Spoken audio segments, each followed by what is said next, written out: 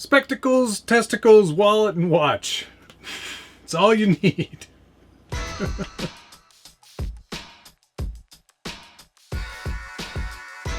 Welcome back to the Scale Builders Guild. Thanks again for watching. It's episode 101 of What's on the Bench Weekly.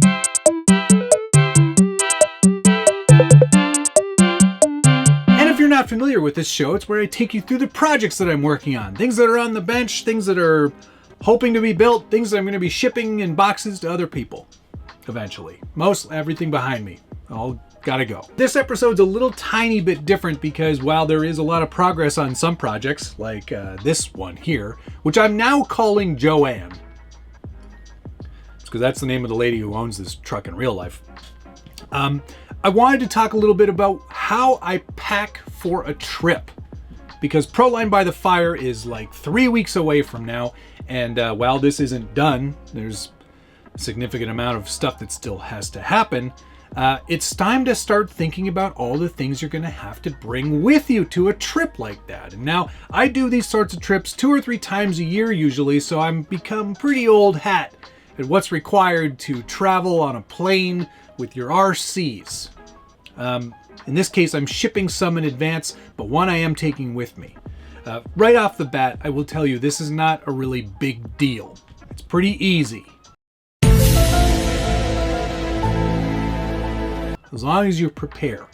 Preparedness, that's a Cub Scout. No, yes, I was a Cub Scout. I never went full Scout. Good time in my life. Earned a lot of badges. As long as you prepare yourself properly for a trip like this, it's really super simple. You won't have any trouble. I've never had any trouble, and I'm woefully underprepared most of the time. Anyway, let's go through some of the steps for traveling with your RCs to a big event like Proline by the Fire, which I will put a link to down below if you're interested in attending. It's a pretty great event. You don't have to have any specific type of vehicle. You don't even have to have anything Proline related. Just show up with your RCs. There's crawler stuff. There's tug of war. There's all kinds of fancy theme stuff. It's a blast. It really is. And I get to see most of the friends that I have in this hobby. Josh will be there. And lots of really, really talented builders go to it too. So I definitely recommend you check it out if you haven't been before. If you have, put a comment down below and vouch for how right I am about how great of a trip it can be. Also, if you're enjoying this video and you like knowing how to pack things, hit the like button. Subscribe if you haven't already. Ring the notification bell so you get updates anytime there's a new video from the Scale Builders Guild. Okay, let's get into what you're going to need. The first and most important thing is how you're going to be packing your trucks. Now, a lot of people prefer to just carry them on as a carry-on bag. And if you are a light packer, you can fit a truck like this one into a carry-on bag. Usually most airlines allow for one carry-on bag and one personal item, such as a backpack. So you could, if you are presumably just taking one truck, fit it into the carry-on with your already filthy shirt and whatever other clothes you might need for 3 days. Your transmitter and everything else you'll need could go in the backpack. But I travel a little bit differently. Typically when I travel, I take 2 or more trucks, and I have a big giant Pelican case, which I'm begrudgingly going to bring in here. It is huge. Let me go get it. That's not it. Hang on. Oh man, look at this stupid thing. This thing is ridiculous. Look at the size of this thing. It doesn't look very big on screen, but trust me, it's huge. This is the Pelican Air, which is a 1637 on the codes. And what's great about this is that this is rated to travel with. You can put this under the plane or into the belly of the plane like luggage. It does snap close in many positions to maintain its security and safety. And it also is a vacuum-free kind of thing, so you can release the air if you need to. The other great thing about it is that it's padded inside. You get all this nice foam padding, and it's all pick-apart foam padding too. So you can see here, I've got it set up. I've got it set up to hold 2 trucks. Usually trucks, the buggies will fit in there too. I'm making a giant mess of things, but let me Yeah, there you go. So that's the idea. I've kind of conformed this to fit a truck, as you can see. And it works quite well. You can, it's very deep, as you can see. This is a big case. So you can fit a lot of stuff in there. I usually get both trucks and then a bunch of other accessories and tools and stuff. We'll get into why those go in there. Now, obviously, this is not necessary. You don't have to have one of these. But it does make a big difference, especially because it's a roller case. You can just wheel it out of the airport and right into your rental car. It's pretty great. Josh doesn't like it because he thinks it's too big. But I think it's great because it allows you to take trucks that are, you know, maybe delicate or expensive or important to you and put them in the belly of the plane rather than trying to carry everything with you, which I'm not a huge fan of. In the case of Proline by the Fire, I am going to be shipping my trucks in advance because I have someone who was on the other side who's willing to accept them.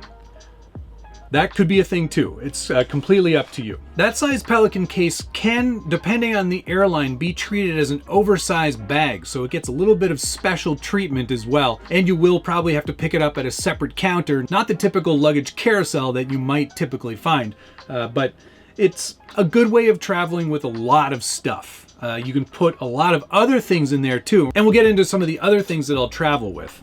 Depending on the event, something like Proline by the Fire, I don't typically bring a lot of tools with me because I know there will be tons of other tools that I can borrow from others while I'm there. But if I am going to a comp, I do like to have my own tools with me. I carry them all typically in one of these. It's just a hip bag, a tactical hip bag, if you will. It fits a number of wrenches, all of my drivers, a little bit of spare parts and such. I have this little spare parts box. I've had this for, I don't know, a decade, and it just has like a bunch of like extra hardware, servo horns, hexes, you know, things that you might typically lose or need. Along with my tools, I also carry along a portable soldering iron. This is just an old unit that I have from Secure, and it works really well with any 3S battery, because you just plug in your XT60s right there and you get a nice solid soldering connection. I also have some bug spray in there, which is really handy. Yes, I've just got this small little Gerber multi-tool. This is also really handy to take with you. But again, if you're gonna be traveling with that, you cannot travel with that as carry-on. It needs to go in your checked bag. You can't bring hard tools like one of these on a plane. That is not allowed, which is why I like to carry that Pelican case, because it allows me to take all that stuff with me. I also carry my charger and my transmitter. Those both go into the checked bag as well. Make sure the batteries have been removed from your transmitter because you do not want it going on in the belly of the plane.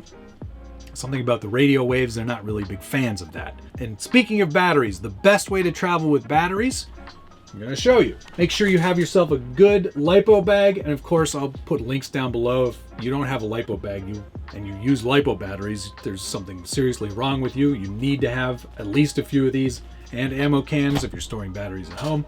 But while you're traveling, a simple LiPo bag like this will be fine. Check with your airline before you travel. Some airlines do have a limit on the number of milliamp hours you're allowed to travel with, but when you do, make sure you tape all your batteries connected. Take a battery like this, for example, a little bit of masking tape, fold over your connectors, tape them down like that, and you're good to go. I usually will put 4 or 5 batteries in this type of LiPo bag, just like this, and then once they're all in there, I'll fold it over like that, carry it in my backpack. Very important that you do not put those in the belly of the plane. They are not to be checked. You need to have them with you. Absolutely 100% key. There is no airline that will allow you to put those in checked bags. So do not do it. Don't do it. You may be required to take these out while you're going through security. That's totally normal. In recent trips, I've never had anybody even look twice at a bag like this. The x-rays show that they're batteries, so you don't really have much to worry about. If anybody does stop you through security, it's very easy to explain. I'm going to a radio-controlled truck exhibition. These are the batteries for those trucks. These are the trucks. Super easy. But that's pretty much it for tips. And I think Rebecca sums it up perfectly with, if you failed to plan, you plan to fail. So keep that in mind the next time you travel. And if you have any questions, or maybe you've got some tips that I haven't covered, put a comment down below, just like I said. One thing I'm looking forward to on this trip is meeting up with so many of my gold level ding-dongs. Excellent segue. And if you are one of those gold level ding-dongs, thank you. I appreciate you very much. Your name is scrolling. Your name is scrolling as we speak. And without you, we wouldn't be able to bring you so much additional content. And that's one of the great reasons to sign up to be a member of the Scale Builders Guild here on YouTube. Lots of extra tips and tricks, just like the one that I just ran you through just now, and a lot of how-tos, behind the scenes at events, all kinds of really great content there. So I definitely hope that you will join and participate. It's really great to have you all on board. Thank you. Okay, now, like I said, Joanne's got a lot more work to do, but a lot has been done since last week. Did we get the paint done last week? I can't officially remember. Yes, I did get it painted. Okay. In addition to all of the paint that happened last week and some of the detailing, we've got a lot more rust going on now. So you can see on the back here, well, there's a few things going on at the back, but we've rusted the old bobbed bed here, which is looking remarkably crappy. We've added Ampro Engineering's rear tail lights, which I think look fantastic. I broke this one on purpose. The real truck has some broken taillights, the other side. The other side doesn't even have a lens, but I painted it. I'm gonna get some tuck tape to put over that to make it look a little more busted. In the rear bed, we've got some other pieces that are being worked on, but you can see the rusty bob where I missed the cut. I think that looks really, really good. I'm quite pleased with that. The rusted cut doors are all done too. They're looking really sufficiently garbagey. Maybe they look better if we do it here. Yeah, look at that. That looks like crap. Yeah, there's some other work that's been done. Oh, front bumper is now nice and rusty. And we've also got a lot of the denting going on. I shared all those tips last week for how to achieve better looking dents in your body, and that worked out swimmingly. This is like a great recreation of the real deal. I'm really pleased with how those dents turned out. So lots of good progress on this truck. And time is of the essence. We've got stuff to do here, man, so we better get it done. I've also got one of these light up whip antennas. This is from My Trick RC.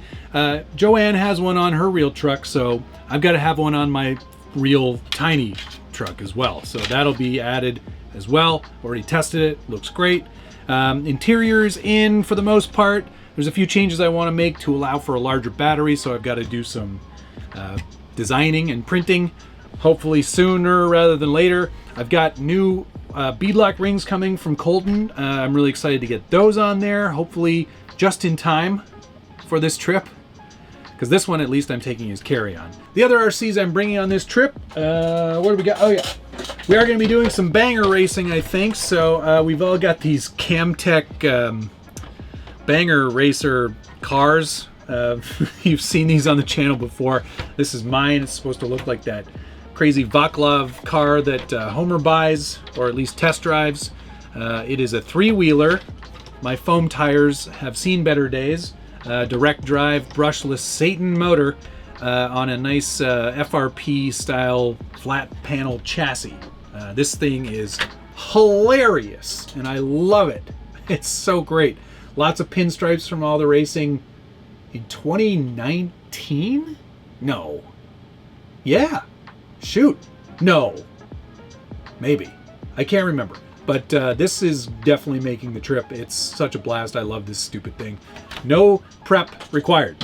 And then the other thing I'm bringing, of course, we're going to bring the Jimmy's buggy. I think this is a worthwhile thing to bring with me. I absolutely love this truck.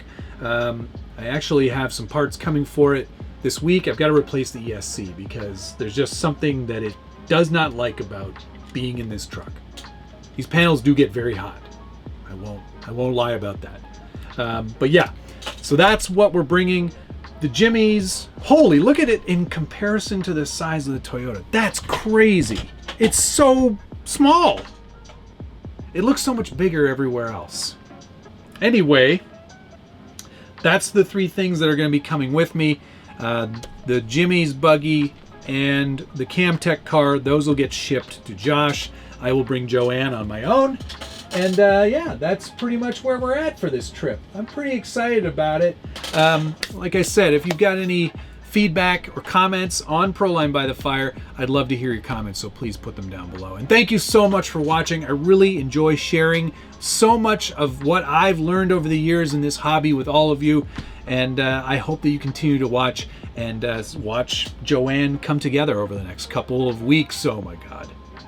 All right, that's going to do it. Thank you so much for watching. See you again next week.